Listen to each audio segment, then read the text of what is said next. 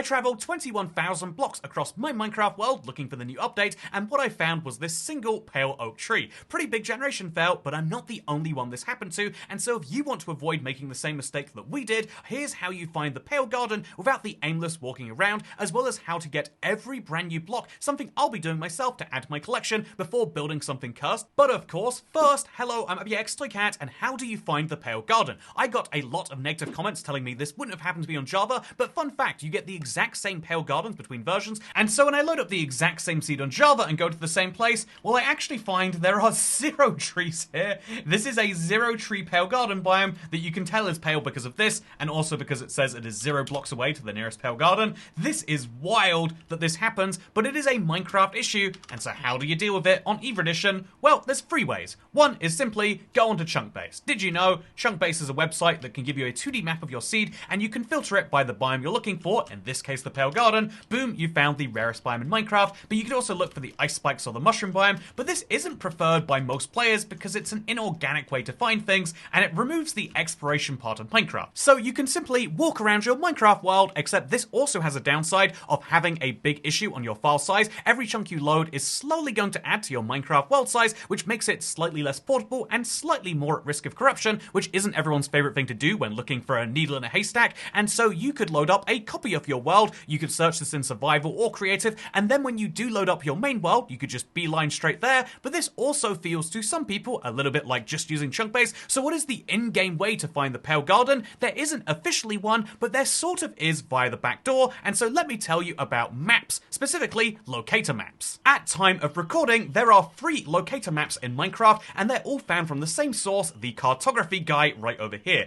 That's right, if you make friends with a man with a monocle, then what you'll get in exchange is 3 separate locator maps. The first one is bought at level 2, this is the Ocean Monument Explorer map, and then there is a Trial Chamber and a Woodland Mansion Explorer map. All of these are bought for emeralds and plus a compass to get the map. The map will point you to your nearest unexplored Woodland Mansion, in the case of this one, and then you can use the map, although it won't have an arrow, it's currently bugged. It will tell you that you're in the northwest corner with this little circle, and so if you keep going southeast, eventually you will find this Woodland Mansion, as I did. Once I did find the Woodland Mansion, it stopped being my nearest unexplored one, so I went back to the guy, I gave him my emeralds and my compass, and he gave me the second one, and I found another Woodland Mansion, but we're getting ahead of ourselves, because surely finding Woodland Mansions is not the same as finding a pale garden, and you would be right, except for the fact that the pale garden is a rare biome that always generates as a subvariant of the roof forest, which means being able to find roof forests with these maps is basically the same as being able to find the pale garden. By the way, a couple of tips if you are looking for these. Did you know that your icon will become bigger whenever you're in about 2,000 blocks of the structure you're looking for, whether it's a trial chamber, an ocean monument, or a woodland mansion? That's very useful.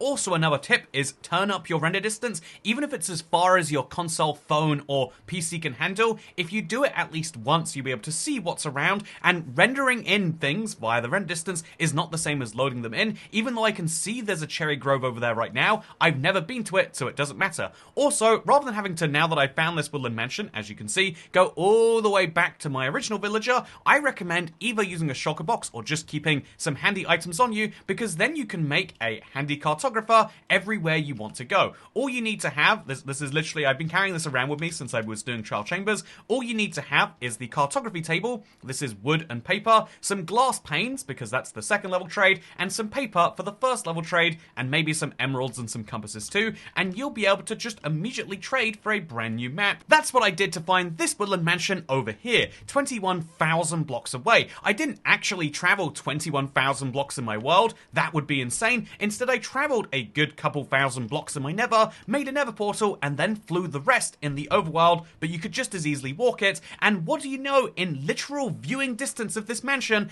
is the Pale Garden. To be 100% fair with everyone watching this, this was the second Woodland Mansion map that I put in, but still, the fact that you can find it on the second go, or maybe the third or the fourth, is much better than aimlessly rambling across your world, especially because these Woodland Mansions are valuable in and of themselves. else. I have some spare Totem of Undyings now, which you might not have if you don't have a raid farm. I have access to resin now, which is very, very handy, and the Woodland Mansions are a real treasure trove by themselves, and so that is how you find the Pale Garden in the most survival, fun way possible. Once I found the biome, I did some modifications to it that you might like. I'll be honest, you also might not like them. I decided it needed a bit of a haircut, and I took a lot of saplings with me so I could plant those in the end, but that's probably a story for a different day.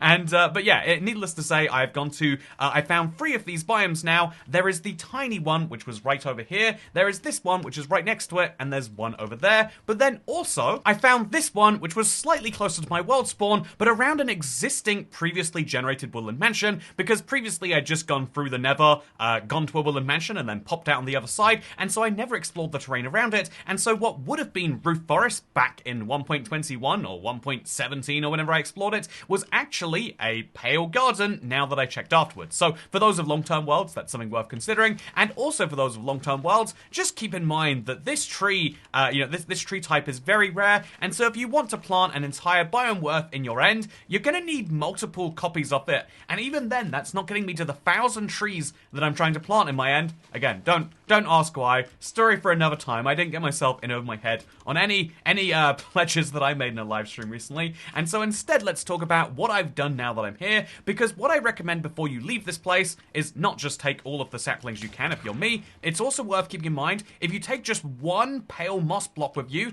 you can then make pale moss forever, because no matter where you are in the world, if you just take some...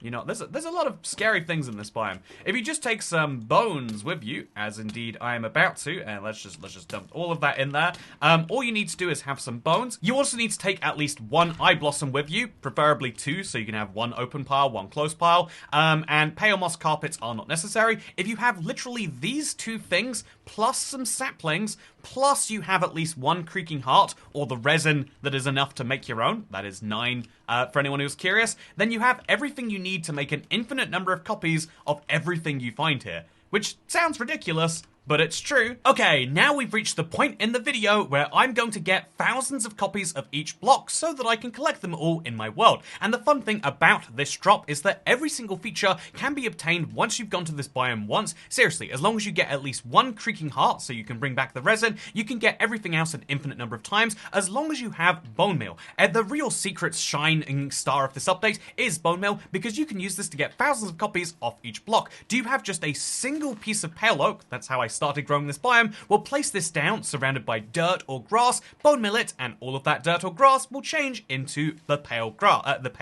moss right here, which is wonderful. You can use this. You can even then bone mill the blocks again to get some carpet to appear, which I don't, again, I'm just such a non-fan of pale moss carpet. I don't understand the purpose of it, but if you understand the purpose and or don't care, you can place this around and it's just wonderful in someone's opinion, I guess. So yeah, everyone knows that you can do the exact same thing with trees. I don't think I need to explain to you, like, yeah, if you chop down a pale oak tree, you'll get saplings. You can use those saplings to grow into a tree, which will get you more saplings and more wood over and over and over again. But something that does surprise a lot of people is and I'm gonna have to show you because I'm on a quest to get thousands of these to place in my end. If you place an eye blossom into a hole, closed or open, it doesn't matter because they can convert into the other one. They're 2 separate items, but whatever. If you place it into a hole and bone mill it, you'll get around 10 extra of the eye blossoms to go with it. So I had, in fact I now have, actually, let's use the open ones just to make this easy. I have only 1 open eye blossom in my world, right? But I place this down into a nice hole like this,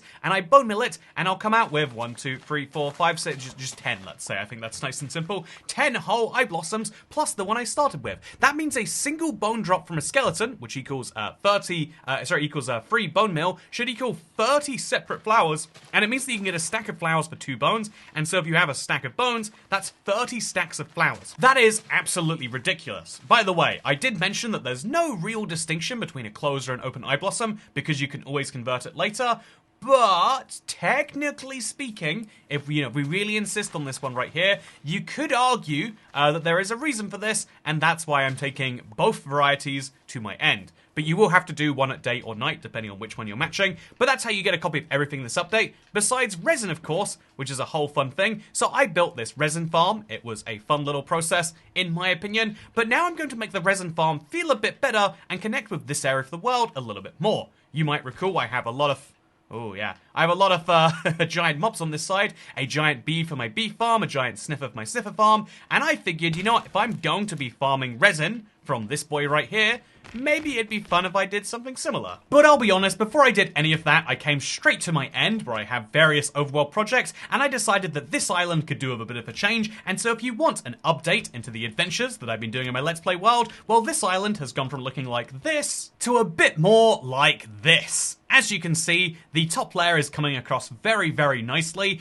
Those are all the signs of people who tipped during the stream, if you're curious. But as you can see, I think keeping the chorus fruit there has really added some character to the biome in a way that I'm really, really liking. However, I do still have hundreds of trees that I'm going to be planting on this island, and I also want to increase the density, make sure that some of this dirt becomes pale moss. There are still steps to improve, but if you want to see what a few hours of my first project looks like, well then this is it. Okay, we've reached the point where we can focus on the main goal for this video, because I want to have a giant creaking in my world that summons creakings inside of him and then maybe pushes them out like we've been seeing right here. This is my big focus, and what I love about this project is how it kind of represents traveling in Minecraft. I've referenced before how I love to travel, and it seems like a weird thing to say because even if you don't explicitly come out and say you like traveling, it's something everyone does all the time. Outside of a very few small group of shut-ins, you have ultimately most people are traveling to get to school or work. Sure, that's kind of forced, but even just like, yeah, you could go to the close by grocery store, or you could drive a little bit further to go to the big one, and I know I'm guilty of doing that, but even just like the way people go on holidays, you don't just stay where you are, even though that's how you get the most of your time off, you go somewhere further away, and what's the reason? Maybe you could argue weather at some point, but this is also the reason this build works so well in Minecraft. You are going somewhere else, and unlike the Minecraft biomes of old, which were just the same blocks but rearranged, there are blocks you can only get from some biomes, and so if you work with the pale oak, you've either traded with a very lucky wandering trader,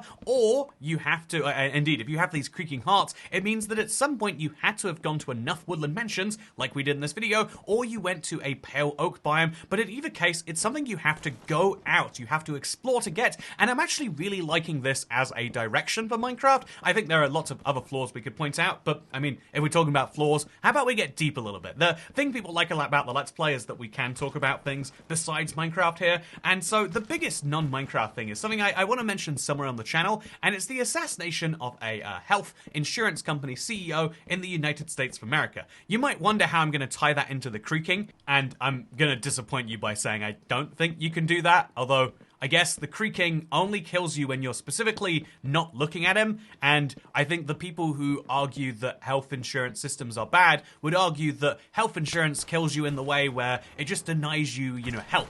It's not the same as killing you, but it leads to the same outcome, and so maybe, health insurance CEOs are basically the creaking. I guess we could make that point right here, but what I think is the most interesting part to talk about of the whole debacle that has come from this is the fact that the moment someone was killed and they were a CEO of a major company, there was a huge amount of media interest, and there was a huge amount of, indeed, like police interest in it, and something that I think is, that should at least be thought about, maybe even if we conclude that it's okay, is that, yeah, the moment someone tries to assassinate a major presidential candidate or a major healthcare CEO or whatever, there is a huge manhunt for them, in the same way that there wouldn't be if someone randomly was murdered under the same circumstances. If you were to die, or I were to die in the exact same position, then ultimately it'd be like, yeah, well, we'll put some resources on it. Maybe someone will think about this, like some part-time detective will vaguely look into that CCTV sometime later this week, The immediacy and the fact that people will write on it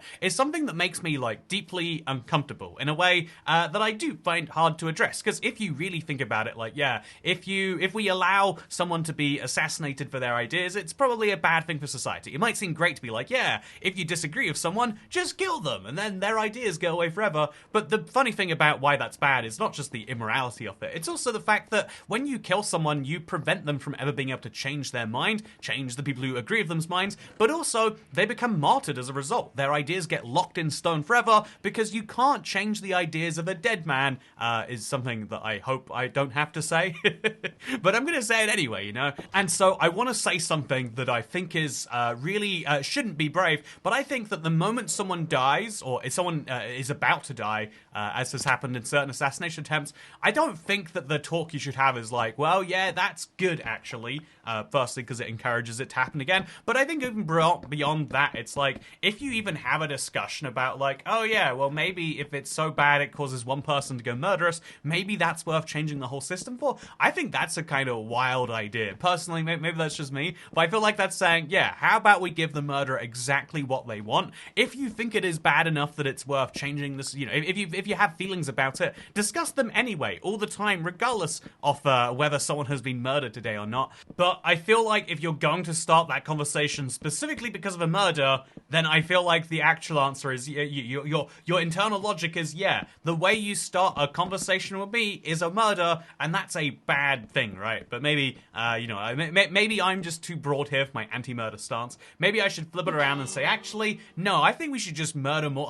I think that if you have a disagreement with someone, like let's say you're both in the store at the same time, and someone's like grabbing onto the same medicine that you want, you know, there's one box of painkillers left and they want it and you don't, I think you should just kill them, because ultimately they're gonna die at some point anyway. So if you make their death come a little bit shorter, you're actually providing them with the painkillers and you're the good person, because they wanted to hoard that medicine for themselves, those monsters, and then you're allowed to, now that they've done that, put it in your cupboards and hoard that because you're not a hoarder, you're a good person. I think that this is the interesting, the actual conversation, if we're gonna have a very small one, is I think that people love to have a villain under any system, right? And the villain inside of the, the American healthcare system, it can't be like the doctors who get paid a very large amount of money for their schooling, because, they need to do what they're told to do. It's not the hospitals who have to work out how to pay those doctors and how to get money from their patients. And so who's it going to be? The insurance companies. But I think that ultimately you can do this like fun thing where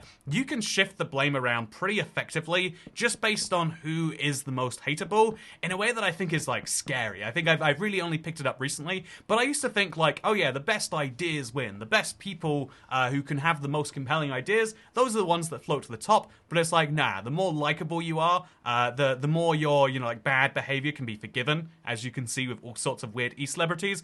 But if you're the sort of person people are ready to hate, as you can see with a different type of e-celebrity. By the way, at this point, I've realized that we have done things floating the wrong way. I want the head to be at the top of this, and that right now I'm designing it so the head is going to be in the wrong place. We have to flip the entire creaking design, but that's going to be fine. We'll do that while I talk about the fact that we're sometimes primed for hate. My favorite story for this is when I first went to college, I was there with literally one guy that was from my old year in high school, and that was it. It was just me and one guy that I recognized, so we immediately bonded based on that, right? There's this weird familiarity thing where we had nothing in common otherwise, and we'd maybe played Xbox together a couple of times, but we were immediately almost best friends because we knew each other in this place. But this guy picked out one guy in one of our classes, economics I think it was, and he's like, that guy wearing a sleeveless shirt, I hate him so much. He thinks he's so good for wearing that. He went on this huge rant about this guy, and then I didn't see him for a couple of days. I think I missed a day or something like that. So I see him like 3 days later, and I'm like, oh yeah, how's it going? And then, the guy comes up, his name was Morgan,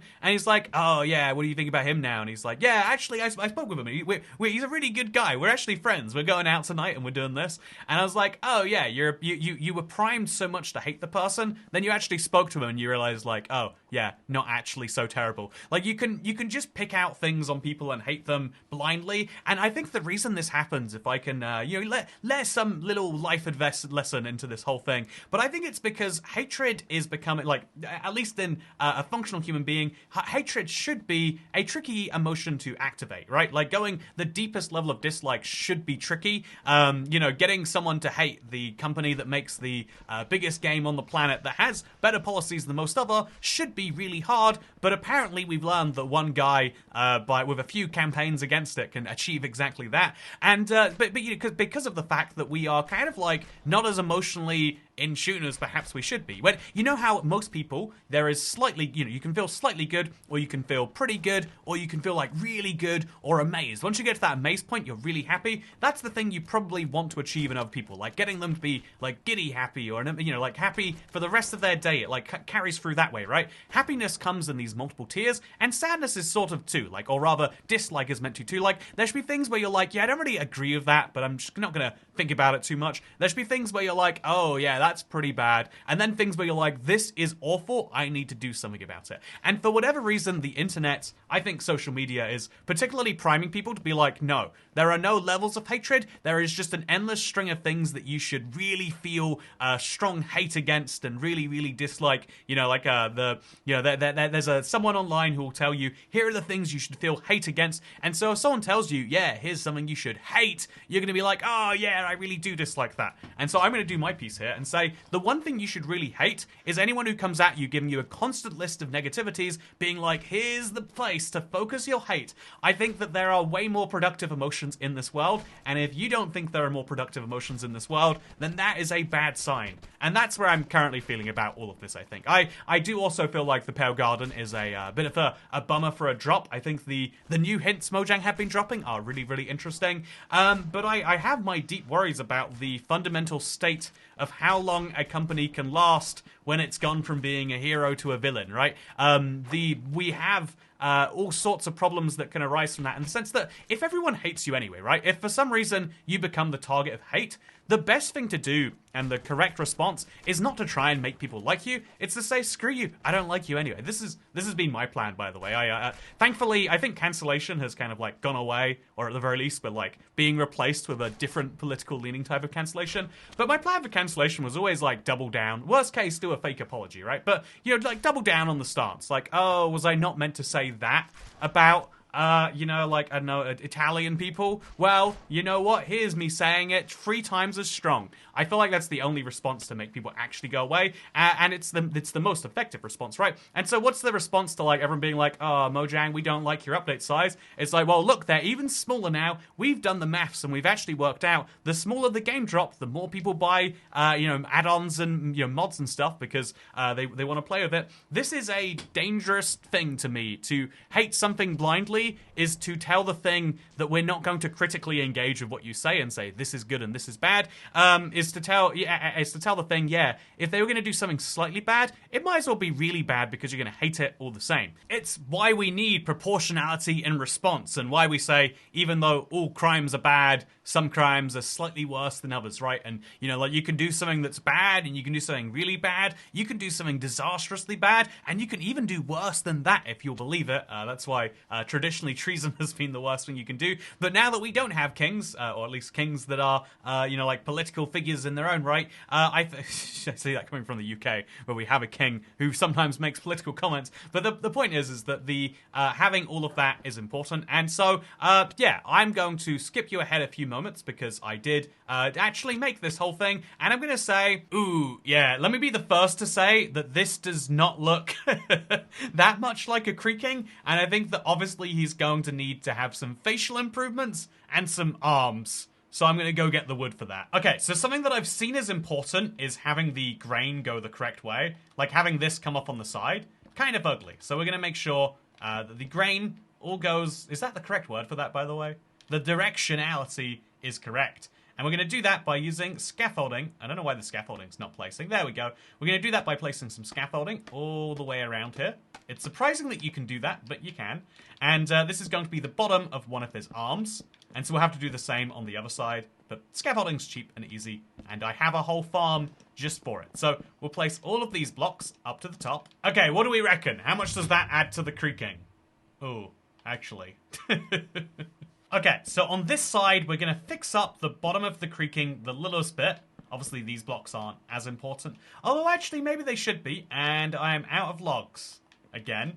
Okay, so I think I have a few more in the chest. Yep, just 100 more now. And this is what it's currently looking like. So, I mean, room for improvement, but hopefully this arm brings it all together. Eventually. Adding the second arm did not help substantially. I do think, though, that now I've realized what the problem is. It's that the creaking head is slightly too far to the left. Not just in terms of the design, because a few creakings did spawn and teach me how that works, but also I think in terms of the fact that if we're going to have them pour off the top, they need to pour off the top over there, and there needs to be buttons on top of his left shoulder so that the creakings that are meant to spawn and then start flying off don't go over there. So 2 small changes might save the entire project. But I think that honestly it might be a better idea to work on these in the morning. Although, just for something fun, I've built this so high up in a biome that I shouldn't have, and it means that the water has actually frozen into ice, which is like slightly convenient and slightly annoying. So let's move everything to the right now. Oh, actually, I guess I can just kill. I'm gonna have to kill you at some point. Let's kill you now. Goodbye. Which one are you? I'm gonna find you. I'm gonna kill you. Yeah, I don't know which one. I don't know how I've not killed you yet. There we go. Got him good. Okay, 3 blocks to the left here. Might save the whole project. Okay, so I think it's an improvement, but something is still looking horrifically off, and I don't know if I can find the words as to what it is. Is it the arms? I put a block between them and the body, thinking it would make them be more defined, but I think it makes them look substantially weirder in a way that I'm starting to regret right now. And also, I think he needs his classic haircut. So let's see if I can't chop down one of these trees just to get the ingredients I need for that. I decided to do a last little bit of creaking proofing. Creakings cannot spawn on buttons, and so the only place they will be able to spawn is around here, or maybe the shoulder if it's too close. But hopefully just right here. And as you can see, these changes, which maybe took some priority over the substantial reformation, I think we've made a beautiful build project, and that's just a reminder after today's almost 100-day long Let's Play journey, if you watch from start to finish. Some of those days are out of order for the sake of getting footage, but I hope that you have enjoyed this, and just remember, if anyone ever tells you, you're like, oh yeah, so who's Toycat? Why are you watching this guy? Just tell them I'm YouTube's best builder, and hope that they don't ask for proof. But just in case they do, I've got a plan, and it is the cursed build I'd like to make today. It's using some of the Never Stars I've been collecting for my Neverite Beacon, or Beacon Neverite project, which is still ongoing. It's just sort of on pause because of everything else I've been working on. But yeah, it's going to involve that and a lot of furnaces because I have a cursed build I'd like to add to the collection today. So let's just sneak our way in here. And yeah, I think there's a very logical place for it right here next to my cursed gear. So we'll just build a beacon. Now we just remove a single block, maybe a different single block, and what do you know? Hey, the beacon is activated. We have a resin beacon. It'd be more impressive if we put a beacon on top of the beacon, assuming that beacons can go through beacons. Anyway, I have had a delightful time with the Garden Awakens drop, and I've got my little book to tell me where those pale gardens actually are in my world, which is going to be very handy given just how far we have to go to make it work. I have a lot of projects in connecting those up and getting some actual decent tunnels that I can fly through or walk through easier, maybe take a horse through, and that's one of the fun things about it. I try to see the great negativity of traveling 21,000 blocks away as actually being vaguely positive because it now encourages me to build out my world a bit better. Would I like it if it was closer? Sure, but I also concede that when you have a world that is over 12 years old, 13 years old soon, when you have a world that is as old as mine, you kind of get to this point where, yeah, you're going to have to travel for some things, and as long as you can make that travel easy and manageable, it adds to the beauty of the world, and that's what I'm telling myself at least. I'm also telling myself I have to make this seem a lot more incognito, because I think people are going to start having suspicions when they see the beacon come through the ceiling like that. Maybe some yellow stained glass will solve that. Anyway, with that said, thank you very much for watching. I hope you all enjoyed, and come check out the live streams if you want to see more weird actions like you've seen today. Otherwise, I'll see you next time. Goodbye.